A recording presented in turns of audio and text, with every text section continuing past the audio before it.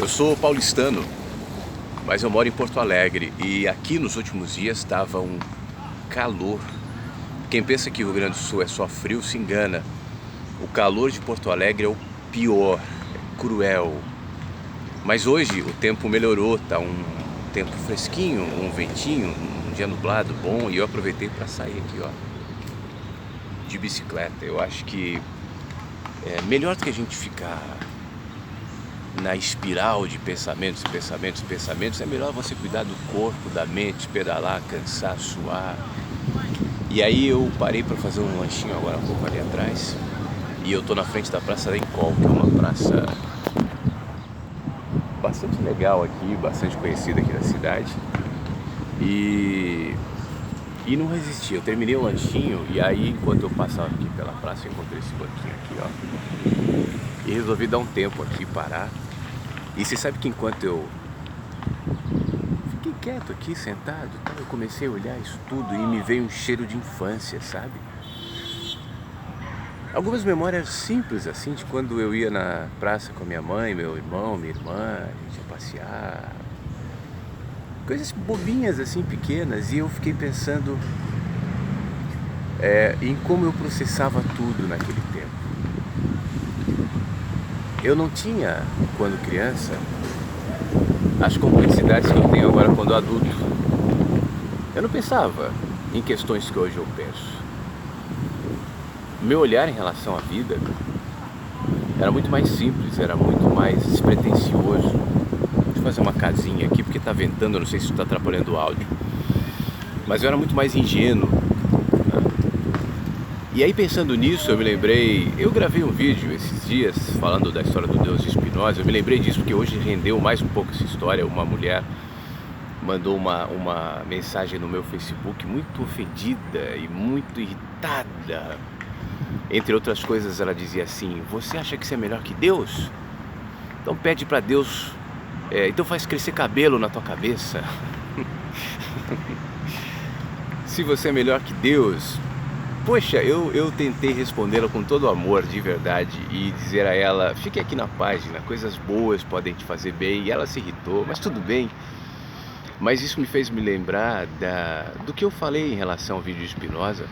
Como seria melhor se nós enxergássemos Deus com os olhos de criança. Mas não é só Deus. A gente não enxerga Deus com os olhos de criança porque a gente não enxerga a vida com os olhos de criança. A gente não enxerga o outro com olhos de criança. A gente não enxerga nós mesmos com olhos de criança. Nós aprendemos que temos que ser espertos, melhores, mais inteligentes. E ficamos tentando provar isso pra gente e pros outros o tempo inteiro, Então a gente se forma, a gente faz a nossa graduação, a nossa pós-graduação, o nosso doutorado, o nosso pós-doutorado. Tem gente que tenta, aparentemente na contramão disso, e segue por caminhos da chamada espiritualidade, mas ele precisa se definir como terapeuta, coach, reikiano, master coach, e não sei o que, e inspirado no Osho, e poxa vida, não estou desqualificando nada disso, tá? Nem o PhD, nem o doutorado, nem o terapeuta, nem o reiki, nem o coach, não, eu acho que isso tudo pode ser bom. Mas as crianças não precisam disso. As crianças não se importam quem é ateia, até porque entre elas não há isso, né? Nem as religiosas, nem as ateias, as que esboçam de maneira artificial algum traço de religiosidade ou de ateísmo, na realidade estão produzindo os pais. Hoje uma amiga me mandou um áudio com a filhazinha dela de 10 anos, comentando sobre Deus e tinha uns pássaros cantando e a menininha dizia assim: mãe, eu estou ouvindo Deus aqui, porque os pássaros, na ingenuidade dela, ela dizia isso: os pássaros são feitos por Deus, as igrejas são feitas pelos homens. Sábia e linda ingenuidade. Mas que a gente possa transferir esse olhar de criança para tudo. Perca o medo de ser enrolado, perca o medo de ser enganado, perca a necessidade de se provar melhor, porque ainda que eventualmente alguém possa se aproveitar da sua ingenuidade, sinceramente eu prefiro me manter puro, no sentido dessa ingenuidade referencial em mim, do que ser o espertão que olha para tudo e para todos com um olhar de julgamento, de soberba, de superioridade.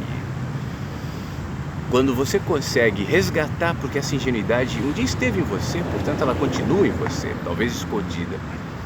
Quando você consegue resgatar isso, tudo se ressignifica, porque você passa a olhar a sua vida não mais sob a perspectiva da defesa e do medo, mas da entrega, da confiança, da curiosidade, da espontaneidade, do amor, da doação, dos vínculos, da amizade, que é natural nos seres mais simples. As crianças amadurecem e precisam amadurecer. O olhar muitas vezes ingênuo no sentido de pouca sabedoria, isso vai com as experiências e os significados evoluindo. Mas não deve perder a coloração de simplicidade que a gente repara em todos os seres assim mais simples, né? A ingenuidade do animalzinho, do cachorro, que é amigo de todos, independente do cara é rico ou pobre, do que o cara pode oferecer ou não. O cachorro não troca a vida no barraco com o dono pela vida no palácio com o rei. Essa ingenuidade é linda, né? Seja você um promotor dessa ingenuidade, e se o mundo à sua volta, os sistemas, enfim, te empurram para uma dimensão onde você precisa ser o espertão, repense na necessidade de estar ali. Eu acredito que a vida inteira nos traz possibilidades a gente resgatar essa ingenuidade na gente.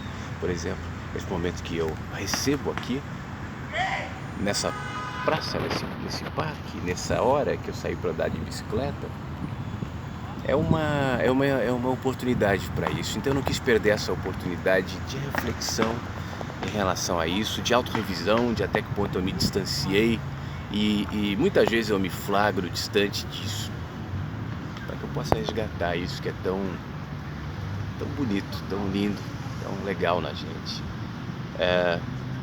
O Flavinho de 5 anos, 10 anos ainda vive em mim. Eu não sou só esse cara aqui que está falando contigo hoje, eu sou tantos. Então eu não quero me enfeiar e perder o que eu tenho de mais natural, mais essencial e que me conecta com a natureza que é ingênua, com os animais que são ingênuos, com as crianças, com os idosos, com os seres mais bonitos, repare.